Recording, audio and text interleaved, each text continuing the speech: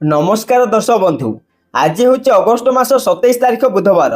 आज दिन जाकर टॉप 20 गुरुत्वपूर्ण खबर उपर आसतु नजर पकाइबा। वीडियो को शेष पर्यंत देखंतु। मात्र किछि समय मध्य जानीपारे आज दिनर संपूर्ण खबर। ता पूर्व चैनल नुआ थिले चैनल को सब्सक्राइब करी रखंतु। एमिति प्रतिदिन लाटेस्ट न्यूज सर्वप्रथम देखिबा पाई। तेबे आसतु संपूर्ण खबर उपर नजर पकाइबा। आजिर प्रथम खबर अगस्ट 29 तारीख सरकारी छुट्टी। राज्य में नुआखाई पर्व उपलक्षे 29 तारीख को छुट्टी घोषणा कर राजस्व विपर्य परिचालन विभाग पक्षर विज्ञप्ति प्रकाश पाई। आसंता शुक्रवार समस्त सरकारी कार्यालय मजिस्ट्रेरियल कोर्ट छुट्टी रही। सेप्टेम्बर 13 तारीख द्वितीय शनिवार को कार्य दिवस भाव घोषणा कर परवर्ती खबर थमिला आंदोलन। 15 दिन पर कार्य को फेरिबे राजस्व अमला कर्मचारी। सेपटे दीर्घ 15 दिन पर राजस्व अमला को आंदोलन स्थगित। एने अमला संघ सभापति त्रिपति बालाजी साहू सूचना देइछंती। सरकार ठारू प्रतिश्रुति पर अमला माने आंदोलन को स्थगित रखिछंती। बन्या स्थिति और पूजा पार्वण को दृष्टि रखी संघ ही निष्पत्ति नेइछि। आजिठू कार्य जोगदेवे राजस्व विभाग अमला माने। सेपटे सूचना अनुसार दीर्घ 14 दिन राजस्व अमला कर्मचारी माने आंदोलन में बसिथिले। फल राजस्व कार्यालय अचलावस्था जारी थिला। आउ बारंबार अनुरोध पर नाली आखि देखाई सरकार। काम छाड़ी आंदोलन में माति राजस्व अमला कर्मचारी विरोध में कठोर कार्यानुष्ठान नेबाकू जिलापाल को तागिद कर संपर्क में तथ्य दाखल करने को कहुई। सोमवार समस्त जिलापाल को राजस्व विभाग पक्षर चिठी कर जिद छाड़ी राजस्व कर्मचारी तुरंत कार्य जोगदेवा कहुई। परवर्ती खबर पुराणा गाड़ी रखि लोकों खुशी खबर। कारण पुराणा गाड़ी व्यवहार अवधि बढ़ाइले राज्य सरकार। गाड़ी व्यवहार नियम में परिवर्तन करिसेंती मोहन सरकार। सेपटे 15 ରୁ 20 वर्ष को बढ़िला गाड़ी व्यवहार समय सीमा। पूर्वर 15 वर्ष पुराणा गाड़ी व्यवहार कटकणा लगाई बीजेडी सरकार। सरकार को यह निष्पत्ति अनेकों को देवा आश्वस्ति। कारण लोक मान 15 वर्ष पुराणा गाड़ी भल कंडीशन रे रहिथिला बेले सेगुडी को चलाइबारे कटकणा लागिथिला, जहां साधारण लोकों ठारे असंतोष देखा मिलता। परवर्ती खबर सरकार देवे 50,000 टंका। सेपटे पेंशन पांठी नियामक एवं विकास प्राधिकरण अध्यक्ष एस ए रमण कहते 50 लाख प्रधानमंत्री स्वनिधि योजना हिताधिकारी को अटल पेंशन योजना अधीन में आने को लक्ष्य रखुचु। सरकार 1 जून 2020 एक क्षुद्र परिमाण ऋण योजना प्रधानमंत्री स्वनिधि योजना आरंभ करते। गृह एवं सहरांचल व्यापार मंत्रालय अधीन यह योजना अधीन ठेला गाड़ी विक्रेता को कौन बंधक ग्यारंटी बिना किस्ती 50,000 टंका पर्यंत ऋण प्रदान कराए। यह ऋण 3टी किस्ती प्रदान कराए। यही योजना अधीन प्रथम किस्ती 10,000 टंका ऋण दि जाए। आउ प्रथम किस्ती फेरस्त करने समय द्वितीय किस्ती 20,000 टंका। सेहीपरि द्वितीय किस्तीर राशि फेरस्त करने समय तृतीय किस्ती 50,000 टंका। रमण अटल पेंशन योजना वार्षिक पुरस्कार समारोह में यह कहते। सेहीपरि अन्यपटे अटल पेंशन योजना अधीन ग्राहक को 42 टंका 1,454 टंका पर्यंत अवदान उपर आधार करी 60 वर्ष बयस प्रति मासरे 1,000 ରୁ 5,000 टंका पर्यंत निश्चित पेंशन मिलता है। ग्राहक मृत्यु पर ही पेंशन तांको जीवन साथी को दि जाए एवं जीवन साथी मृत्यु पर 60 वर्ष बयस पर्यंत जमा होइथिबा पेंशन राशि नामित व्यक्ति को फेरस्त कर जाए। परवर्ती खबर सृष्टि है आउ एक लघुचाप। 29 जाए प्रबल वर्षार संभावना। सेपटे बंगोपसागर में पुणी एक लघुचाप क्षेत्र सृष्टि होगा जाऊँगी। उत्तर पश्चिम बंगोपसागर एवं यार पार्श्ववर्ती ओडिशा पश्चिम बंग उपकूल अंचल सक्रिय थिबा घूर्णिबल प्रभाव में आसंता 48 घंटा मध्य से ही अंचल एक लघुचाप क्षेत्र सृष्टि होबार संभावना रही।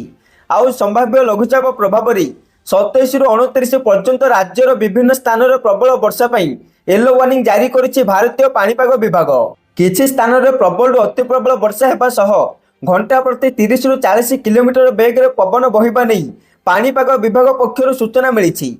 सेहीभଳି आज प्रबल ରୁ अति प्रबल वर्षा गजपति और रायगड़ा जिले को ऑरेंज वार्निंग जारी करिछि पाणीपाग विभाग।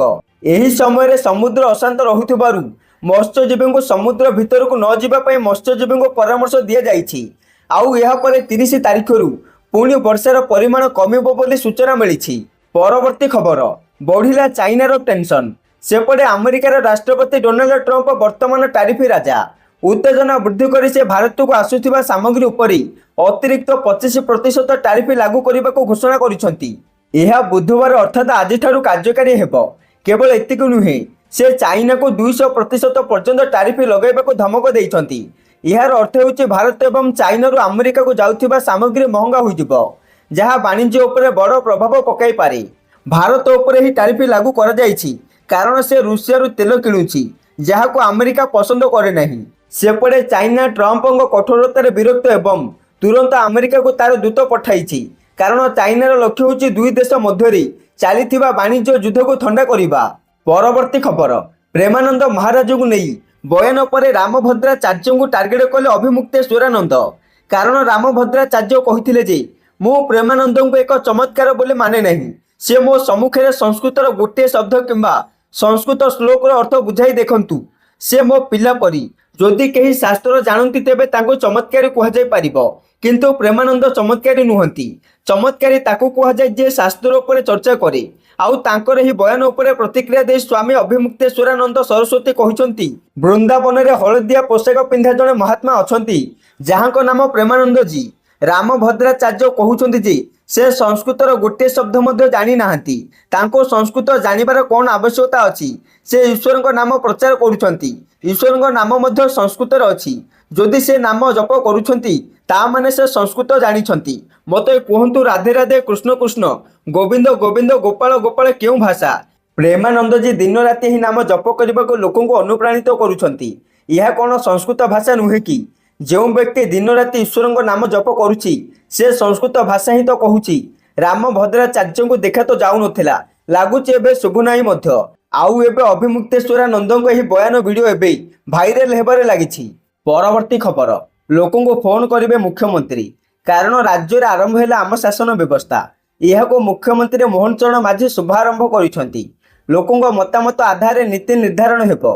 साधारण लोकों को फोन करी मतामत नेबे मुख्यमंत्री। सरकार को सेवा किभଳି मिलुछि से बाबद रे फीडबैक नेबे। शासन को लोकाभिमुखी करने को राज्य सरकार यही पदक्षेप नहीं। राज्य सरकार को जोगाउथिबा सब सेवा ठीक भाव उपलब्ध होउछि कि नहीं से नहीं लोकों ठारू सरकार मतामत नेबे। आउ क्षेत्र परिदर्शन समय समय सरकारी अधिकारी माने मोबाइल ऐप माध्यम लोकों मतामत नेबे।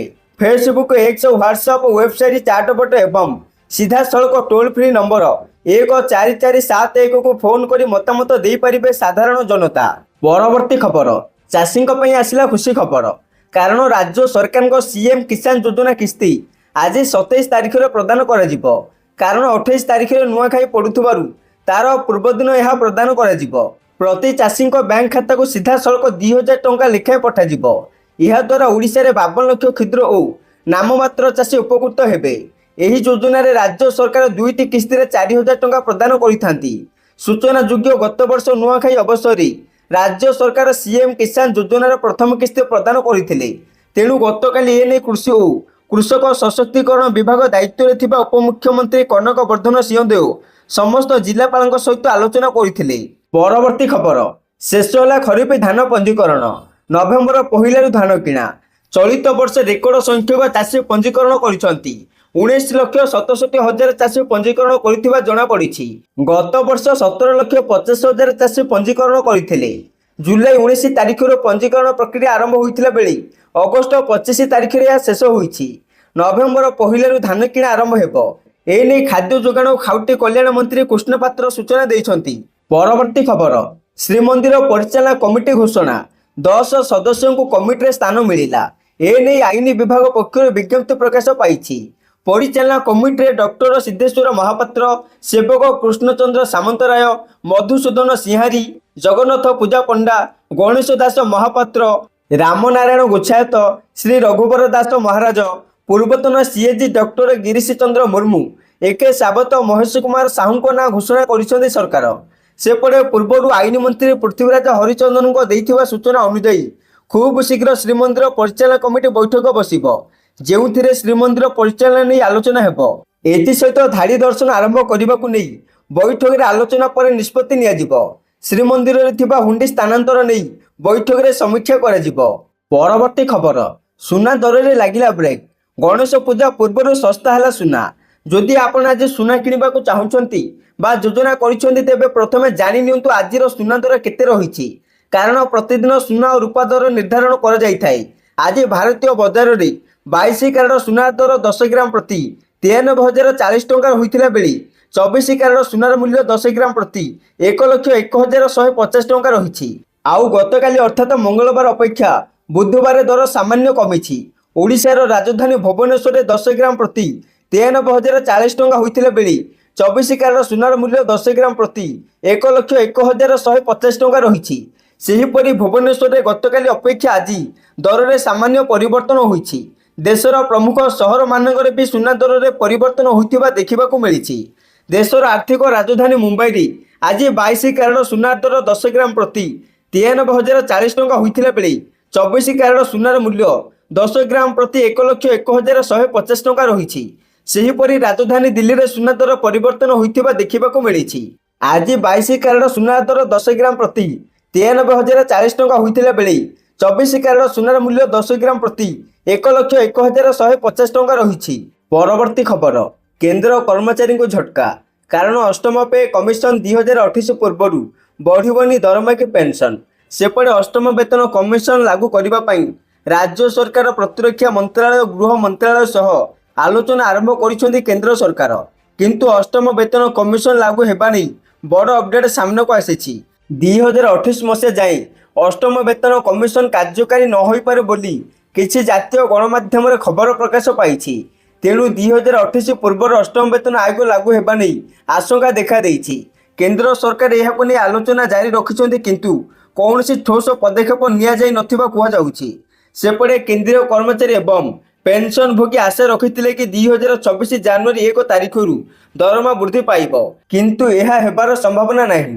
ବିଭିନ୍ନ କାରଣରୁ ଏବେ ଅଷ୍ଟମ ବେତନ କମିଶନ କାର୍ଯ୍ୟକାରୀ ହେବ ନାହିଁ ବୋଲି କୁହାଯାଉଛି। ଚଳିତ ବର୍ଷ ଜାନୁଆରୀ ମାସରେ ଅଷ୍ଟମ ବେତନ ଲାଗୁ ହେବା ନେଇ ଘୋଷଣା କରାଯାଇଥିଲା, କିନ୍ତୁ ଏ ନେଇ ପ୍ରକ୍ରିୟା ଶେଷ ହୋଇନାହିଁ। ଦରମା ଓ ପେନ୍ସନରେ ସଂଶୋଧନ ହେବାକୁ ଥିବାରୁ ଏବଂ ଅନ୍ୟାନ୍ୟ କାରଣ ପାଇଁ ଏହା ବିଳମ୍ବ ହେବାରେ ଲାଗିଛି। ସୂଚନା ଅନୁଯାୟୀ ପୂର୍ବରୁ ସପ୍ତମ ବେତନ କମିଶନ ଘୋଷଣା ସମୟରେ ମଧ୍ୟ କାର୍ଯ୍ୟକାରୀ ହେବା ପାଇଁ ସମୟ ଲାଗିଥିଲା। ଘୋଷଣା ହେବାର 3 ବର୍ଷ ପରେ କାର୍ଯ୍ୟକାରୀ ହୋଇଥିଲା ସପ୍ତମ ବେତନ କମିଶନ। ପରବର୍ତ୍ତୀ ଖବର, 200 ଟଙ୍କା ନିବେଶରେ ମିଳିବ 10 ଲକ୍ଷ ଟଙ୍କା, ପୋଷ୍ଟ ଅଫିସର ସବୁଠୁ ସରଳ ଯୋଜନା। ସେପଟେ ଭବିଷ୍ୟ ସୁରକ୍ଷିତ ରଖିବାକୁ ହେଲେ ନିବେଶ କରିବା ନିହାତି ଜରୁରୀ। ଅଧିକାଂଶ ଲୋକ ଏବେ ସେୟାର ମାର୍କେଟ ଉପରେ ନିବେଶ କରୁଛନ୍ତି, କିନ୍ତୁ ଏଭଳି ନିବେଶ ମାର୍କେଟ ଲିଙ୍କଡ ଥିବାରୁ ଏଥିରେ ରିସ୍କ ମଧ୍ୟ ଅଧିକ ଥାଏ। ଯଦି ଜଣେ ବ୍ୟକ୍ତି କୌଣସି ରିସ୍କ ଫ୍ରି ନିବେଶ କରିବାକୁ ଚିନ୍ତା କରୁଛନ୍ତି, ତେବେ ପୋଷ୍ଟ ଅଫିସ ସ୍କିମ୍ ସବୁଠାରୁ ବଡ଼ ଏବଂ ଭଲ ବିକଳ୍ପ ବୋଲି କହିଲେ ଭୁଲ ହେବନି। କାରଣ ପୋଷ୍ଟ ଅଫିସରେ ଅତି କମ୍ ନିବେଶରେ ବି ଭଲ ରିଟର୍ଣ୍ଣ ପାଉଛନ୍ତି ଲୋକେ। ଆଜି ଆମେ ଆପଣଙ୍କୁ ଏଭଳି ଏକ ସ୍କିମ୍ ବିଷୟରେ ନିମ୍ନରେ ସୂଚନା ଦେଉଛୁ। ଏହି ସ୍କିମ୍ରେ ଅତି କମ୍ରେ 200 ଟଙ୍କାରେ ନିବେଶ ଆରମ୍ଭ କରିପାରିବେ ଯେକୌଣସି ବ୍ୟକ୍ତି। ଖାଲି ସେତିକି ନୁହେଁ, 200 ଟଙ୍କା ନିବେଶରେ 10 ଲକ୍ଷ ଟଙ୍କା ପର୍ଯ୍ୟନ୍ତ ରିଟର୍ଣ୍ଣ ପାଇପାରିବେ। ଯଦି କୌଣସି ବ୍ୟକ୍ତି ବିନା କୌଣସି ରିସ୍କରେ ଭଲ ରିଟର୍ଣ୍ଣ ପାଇବାକୁ ଚାହୁଁଛନ୍ତି, ତେବେ ସେମାନେ post officer small savings scheme ଉପରେ ଭରସା କରିପାରିବେ। କେନ୍ଦ୍ର ସରକାର ପୋଷ୍ଟ ଅଫିସ ସ୍କିମ୍ ଗୁଡ଼ିକୁ ସପୋର୍ଟ କରି ଆସୁଛନ୍ତି। ପୋଷ୍ଟ ଅଫିସରେ ଆର୍ଡି ସ୍କିମ୍ ମଧ୍ୟ କେନ୍ଦ୍ର ସରକାରଙ୍କ ଗାଇଡଲାଇନ୍ ଅନୁଯାୟୀ କାର୍ଯ୍ୟ କରୁଛି। ଏହି ସ୍କିମ୍ରେ ମାତ୍ର 200 ଟଙ୍କା ନିବେଶ କରି ନିଜର ଓ ନିଜ ପରିବାରର ଭବିଷ୍ୟତ ସୁରକ୍ଷିତ ରଖିପାରିବେ। ପରବର୍ତ୍ତୀ ଖବର, ରାଜ୍ୟ ସରକାରଙ୍କ ବଡ଼ ନିଷ୍ପତ୍ତି, 13 ଦିନ ଲଗାତାର ବନ୍ଦ ରହିବ ସ୍କୁଲ କଲେଜ। କାରଣ ଚଳିତ ବର୍ଷ ଦଶହରା ଆସନ୍ତା ଅକ୍ଟୋବର 2ରେ ପାଳନ କରାଯିବ। ଅଧିକାଂଶ ଶିକ୍ଷାନୁଷ୍ଠାନରେ ଅତି କମ୍ରେ 9 ଦିନ ଛୁଟି ପାଇଁ ସ୍ଥିର କରାଯାଇଛି, ଯେତେବେଳେ କିଛି ଅଞ୍ଚଳରେ ଛୁଟି ଆହୁରି ଲମ୍ବା ହେବ ବୋଲି ଜଣାପଡ଼ିଛି। ଏହି ନିଷ୍ପତ୍ତି ଛାତ୍ରଛାତ୍ରୀ ଏବଂ ଅଭିଭାବକ ଉଭୟଙ୍କ ପାଇଁ ଏକ ଆଶ୍ୱସ୍ତି, କାରଣ ଏହା ସେମାନଙ୍କୁ ଏହି ପର୍ବକୁ ଧୁମଧାମରେ ପାଳନ କରିବାକୁ ଅନୁମତି ଦେବ ଏବଂ ସେମାନଙ୍କୁ ଆରାମ କରିବାର ସୁଯୋଗ ମଧ୍ୟ ପ୍ରଦାନ କରିବ। ଆଉ ଲମ୍ବା ଛୁଟି ଯୋଗୁଁ ପିଲାମାନେ ପାଠପଢ଼ା ବ୍ୟତୀତ ଭ୍ରମଣ ଏବଂ ପାରିବାରିକ କାର୍ଯ୍ୟକ୍ରମ ପାଇଁ ସମୟ ବାହାର କରିପାରିବେ। ତେଲେଙ୍ଗାନାରେ ଏହି ଛୁଟି ଆନ୍ଧ୍ରପ୍ରଦେଶ ତୁଳନାରେ ଅଧିକ ସମୟ ଧରି ଚାଲିବାକୁ ଯାଉଛି, ଯାହା ଫଳରେ ଛାତ୍ରଛାତ୍ରୀମାନେ ପୂର୍ଣ୍ଣ ଉତ୍ସାହର ସହିତ ପର୍ବର ମଜା ନେଇପାରିବେ।